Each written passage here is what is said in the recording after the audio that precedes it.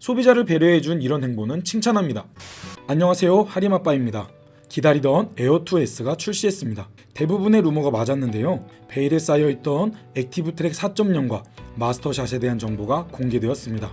언제나 조금 아쉽지만 실망시키지 않는 놀라운 기술을 탑재하는 DJI답게 이번에도 향상된 점과 아쉬운 점이 공존하는 재미있는 기체가 등장했습니다.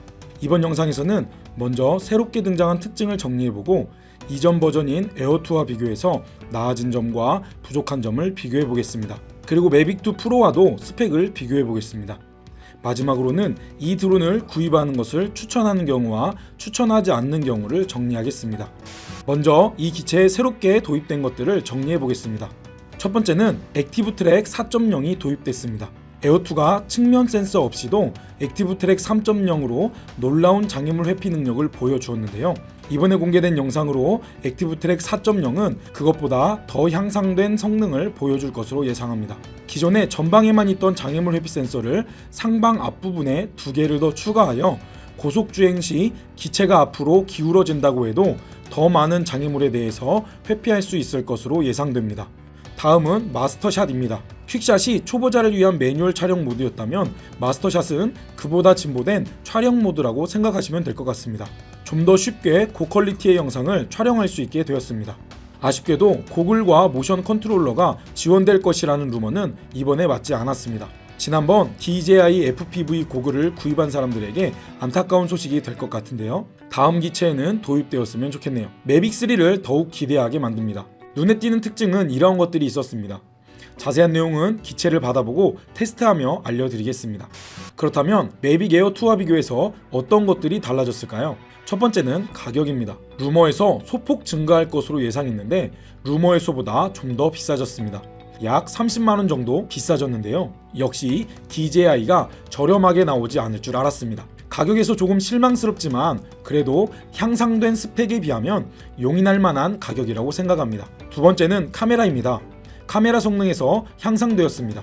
1인치에 25메가픽셀 88도 화각에 조리개는 f2.8인 카메라가 장착되었습니다. 동영상 최고 화질도 5.4K 30프레임으로 업그레이드 되었습니다. 물론 4K는 60프레임입니다. 하지만 에어2에 비해 사진 최고 화질은 낮아졌습니다. 에어2에서는 48메가픽셀의 사진이 가능했는데 이번 기체의 사진 최고 화질은 20메가픽셀입니다. 사진 줌이 안 될 것이다 라는 루머도 있었는데 그 부분은 에어2와 같이 펌웨어를 통해 충분히 해결될 수 있을 것으로 보입니다.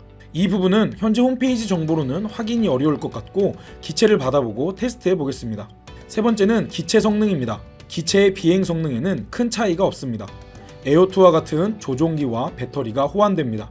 최대 비행 속도는 동일하며 최대 비행 거리가 FCC 기준으론 10km에서 12km로 증가했으나 CE 기준인 우리나라에서는 6km에서 8km로 증가했습니다. 이것은 주변의 영향력 없이 최대로 그 정도 거리는 날아갈 수 있다는 의미이기도 하지만 더 강력한 신호를 탑재하여 전파 장애물이 많은 곳에서도 안정적으로 비행할 수 있다는 뜻이기도 합니다. 아쉬운 점은 기체가 약간 무거워지고 비행 시간이 3분이나 줄었습니다. 이 부분은 매우 아쉽습니다. 기존 버전과 동일한 비행 시간을 확보하기 위해서라도 업그레이드된 배터리를 제공했으면 어땠을까 하는 생각도 듭니다. 그래도 에어2의 배터리와 호환시켜서 배터리 제조 단가를 낮추기 위한 방법으로 예상되니 이 부분은 이해하고 넘어가야 하겠습니다. 그 외의 특징은 기본 ND 필터가 좋아졌습니다. 에어2 콤보에 들어있던 ND 필터는 16, 64, 256이어서 논란이 있었는데요. 이번에는 기본 지급되는 ND 필터를 평소에 잘 사용하는 4, 8, 16, 32를 지급합니다. 물론 전 단품러라서 큰 의미는 없지만 소비자를 배려해준 이런 행보는 칭찬합니다. 그렇다면 매빅2 프로와 비교할 때 어떤 차이점이 있을까요? 먼저 말씀드리는 것은 두 기체는 분명 다른 체급이라는 것입니다. 하지만 에어2S가 성능적인 면에서 매빅2 프로와 비교할 수 있는 부분들이 있기 때문에 비교하는 것임을 참고하시기 바랍니다. 두 기체는 배터리 셀수도 다르고 기체 무게도 다릅니다. 따라서 비행 성능에서는 매빅2 프로가 우세할 것으로 보입니다. 하지만 동일한 1인치 카메라 센서가 달렸습니다. 물론 에어2S는 핫셀 블러드도 아니고 가변 조리개도 없습니다. 이것은 충분히 도입할 수 있었지만 2년이나 왕좌를 차지하고 있던 매빅2 프로의 자존심을 지켜주고 체급별 선 나누기를 통해 매빅3를 위해 여지를 남겨둔 것으로 보입니다. 그 대신 하드웨어적으로 좀 더 좋은 칩셋이 사용되어 영상 처리 능력은 향상되었습니다. 비행시간은 31분으로 동일해졌으며 화각은 88도로 더 넓어졌습니다. 동영상 비트 전송률도 100에서 120으로 향상되었습니다. 그렇다면 제 관점에서 이 기체를 추천하거나 비추천하는 경우를 정리해 보겠습니다. 발표된 스펙으로 예상되는 비교이니 참고만 하시기 바랍니다. 먼저 추천하는 경우는 액티브 트랙을 잘 쓰신다면 추천합니다. 기존의 액티브 트랙 3.0도 충분히 좋았지만 스카이디오 2와 비교해서 아쉬우셨던 분들은 이 기체를 구입하셔도 좋을 것 같습니다. 단품 가격이 스카이디오 2와 동일한 $999입니다. 이것도 스카이디오 2를 죽이기 위한 DJI의 상술로 보입니다.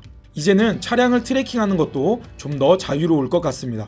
자전거나 산악 트래킹도 그 활용 범위가 더 확대될 것 같습니다. 그리고 마스터샷 기능을 활용해보고 싶으신 분도 추천합니다. 퀵샷만으로 아쉬우셨던 분들은 이 기능을 통해 좀 더 쉽게 멋진 영상을 찍으실 수 있을 것 같습니다. 나중에 펌웨어로 에어2나 이전 버전의 드론에도 도입해주면 좋을 것 같지만 그 부분은 기대하지 않는 편이 좋을 것 같습니다. 다음은 에어1 이전 기체를 운용하시는 분도 추천합니다. 에어1이나 매빅 프로도 충분히 좋은 기체였지만 아직까지 에어2를 지르지 않으신 분들은 이제는 가격폭도 그리 크지 않고 일부 기능도 향상되었으니 지르셔도 좋을 것 같습니다. 그렇다면 추천하지 않는 경우는 어떤 경우일까요? 먼저 고화질 사진이 필요하신 분은 추천하지 않습니다. 아이러니하지만 1인치 센서 카메라인 에어2S는 사진을 주로 찍으시는 분들께는 조금 아쉬우실 수도 있겠습니다. 센서는 커졌지만 가변 조리개도 아니며 에어2에 비해 고화질 사진을 찍을 수 없게 되었기 때문입니다. 물론 1인치의 장점도 있으니 충분히 고려하시고 판단하시기 바랍니다. 그리고 에어2 유저도 추천하지 않습니다. 기존의 에어2 유저도 에어2를 잘 쓰셔도 좋을 것 같습니다. 에어2도 충분히 좋은 기체이기 때문입니다. 그래도 지름신은 어쩔 수 없겠죠? 또한 가성비 기체를 원하시는 분도 추천하지 않습니다. 미니2는 아쉽지만 좀 더 나은 기체를 찾으시고 가격을 고려하시는 분이시라면 이 기체보다 에어2 중고 기체를 구입하시길 추천드립니다. 물론 값어치는 각자의 기준에 따라 다릅니다. 하지만 에어2도 충분합니다.